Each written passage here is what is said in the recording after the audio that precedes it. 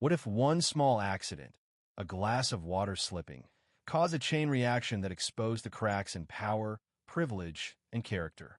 At 27, Tasha Brooks was constantly tired.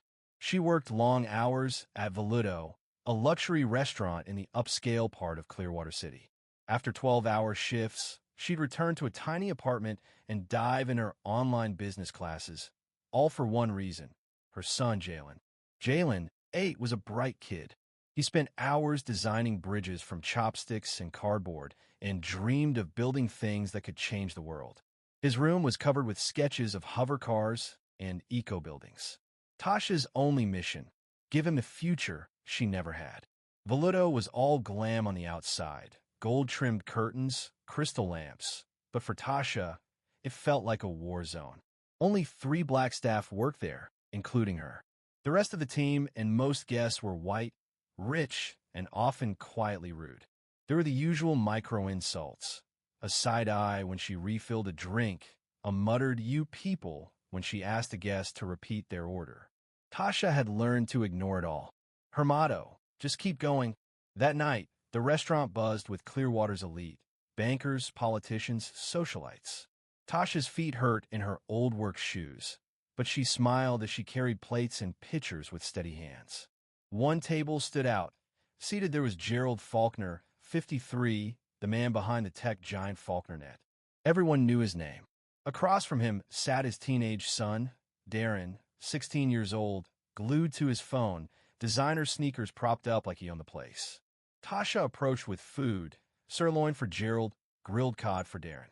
She leaned in with the water jug, but her shoe caught on a misplaced napkin.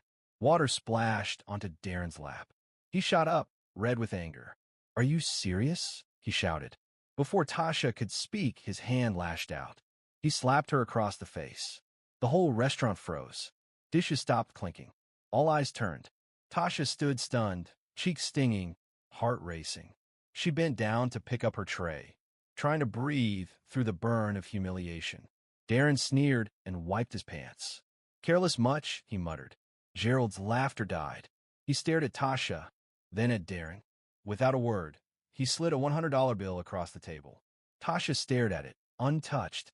Then she walked away, holding back tears. Back in the kitchen, her coworkers avoided her eyes. Tasha leaned against a wall, shaking. She thought about quitting, about walking out. But she remembered Jalen. She had to stay strong for him. That night, Gerald sat in the back of his town car, thinking. He wasn't shaken by what Darren did. Not really. What bothered him was how others saw it. Their eyes. Their judgment. Gerald Faulkner, the powerful businessman, had a son who hit a waitress. When they got home to their glass-walled penthouse, he confronted Darren. "What were you thinking?" he asked quietly. "She spilled water on me," Darren said, scrolling his phone. "What's the big deal?" Gerald saw himself in that smirk. But where Gerald had used his ego to build empires, Darren used his to stomp on people. "That wasn't just a mistake," Gerald said. "You assaulted someone. That could ruin everything." Darren scoffed. "She's a server, Dad. Nobody's gonna care." Gerald didn't respond, but his mind was already spinning with damage control. The next day, as Tasha helped Jalen with fractions, her phone buzzed with a strange number. "Ms. Brooks," a man said. "This is Gerald Faulkner. I want to apologize for what happened." Tasha's spine straightened. She gripped the phone tightly. "What do you want?" "I'm offering Jalen a full scholarship to the Elridge Institute. It's got the best STEM program in the state." Her heart skipped. Elridge was Jalen's dream school. But this felt too easy. "Why?" she asked. "Why now?" Gerald paused. "Because it's the right thing to do." But that wasn't the whole truth. He wanted to control the story, to flip the headlines from scandal to redemption. Tasha knew this. Still, she couldn't ignore the chance. For her son, she agreed to meet. Gerald invited her to his office: glass furniture, abstract paintings, and a view of the entire city.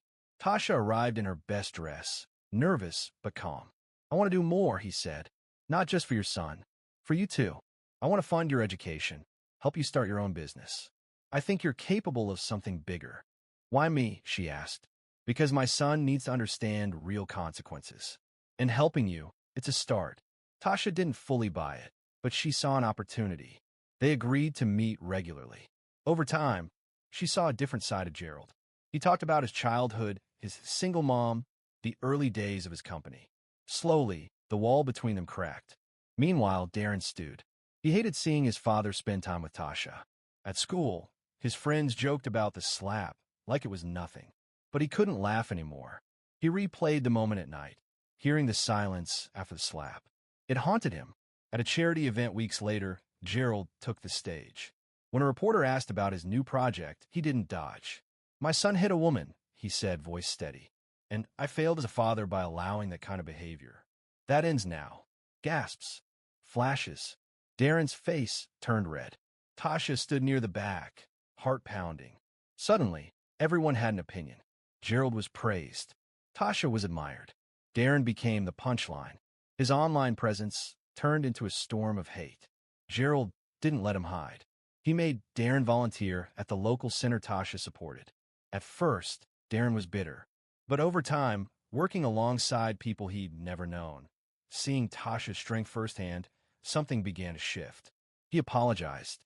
Not like his dad, with flair, but with awkward, honest words. "You don't get to erase it," Tasha told him, "but you get to decide who you'll be next." Jalen stood on stage at 13, accepting an award for his solar-powered bridge model. Tasha sat in the front row, eyes wet. Gerald was beside her. Not a billionaire anymore, but someone humbled. Darren was there too, quieter, changed. Tasha had launched her own catering business. She was respected. She spoke up. She didn't shrink anymore. The slap didn't define her. It pushed her forward. As Jalen ran off stage, award in hand, he threw his arms around her. "We did it."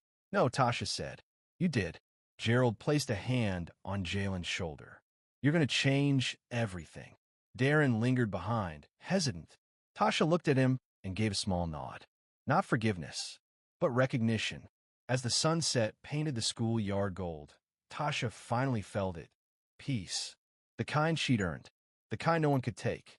The journey that began with a stinging slap in a crowded restaurant had taken them all somewhere none of them expected. Tasha hadn't just survived that moment. She had risen from it, reshaped her life, and carved out space in a world that too often tried to shut her out. She didn't ask for a handout. She demanded a door be opened. And when it was, she walked through with her head high and her son beside her. Jalen had grown up watching his mother struggle without ever seeing her break. That strength lived in him now, driving him to excel, to dream even bigger. Winning that award wasn't just about a bridge. It was about building one between where they came from and where they were headed. Gerald, for all his money and power, had finally learned the difference between image and integrity. He couldn't erase what Darren did, but he could choose what came next.